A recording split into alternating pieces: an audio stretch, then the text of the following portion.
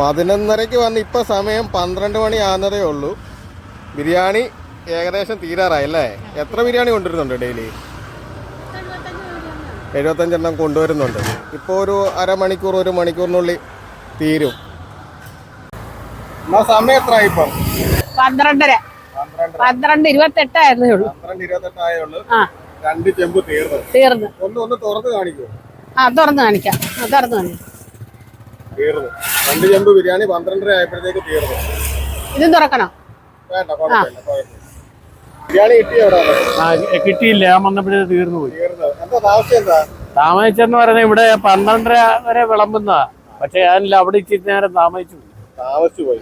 മിക്കവാറും ഇവിടെ വന്ന് മേടിക്കുന്ന കുഴപ്പമില്ല. നാളെ ഇച്ചിരി നേരത്തെ വരണം. സുന്ദരമായ ബിരിയാണിയാ. ഈ ഏരിയ കൊടുക്കുന്നതിൽ ഏറ്റവും നല്ല ബിരിയാണിയാണ്. ഇന്ന് കിട്ടാത്ത വിഷമമുണ്ടല്ലോ. ഉണ്ട്, വിഷമമുണ്ട്. നാളെ ഇച്ചിരി നേരത്തെ ഇറങ്ങണേ. ഓ ശരി. ഉമ്മ ഒറ്റയ്ക്കാണോ ഇത് ചെയ്യുന്നത്?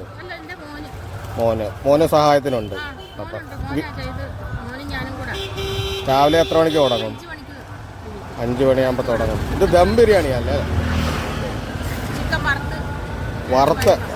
ചിക്കൻ വറുത്ത് ദം ബിരിയാണി നമ്മൾ കൊടുക്കുന്ന വെറും 100 രൂപയ്ക്ക്. ചേച്ചിമാര് ബിരിയാണിക്ക് വന്നോട്ടോ. പക്ഷെ ബിരിയാണി മൊത്തം തീർന്നു. കുറെ പേര് വന്നോട്ടോ. എല്ലാരും തിരിച്ചു പോയി. കാരണം ബിരിയാണി അതിന് 11:15 വന്നിട്ട് ഒരു 12:20 ആയപ്പോ 2 ചെമ്പ് കാലിയായി. അപ്പൊ ബിരിയാണി എന്ത് മാത്രം നല്ല നിങ്ങൾ ആലോചിക്കണം കേട്ടോ. ചിക്കൻ ബിരിയാണി മാത്രമേ ഉള്ളോ? ബീഫും ചെയ്ത് കൊടുക്കും. ഇതിപ്പോൾ എത്ര നാളായി ഇപ്പോൾ ഇവിടെ? 2 മാസം. ഇതിപ്പം എത്ര മണി തൊട്ട് ഇവിടെ തുടങ്ങുന്നത്?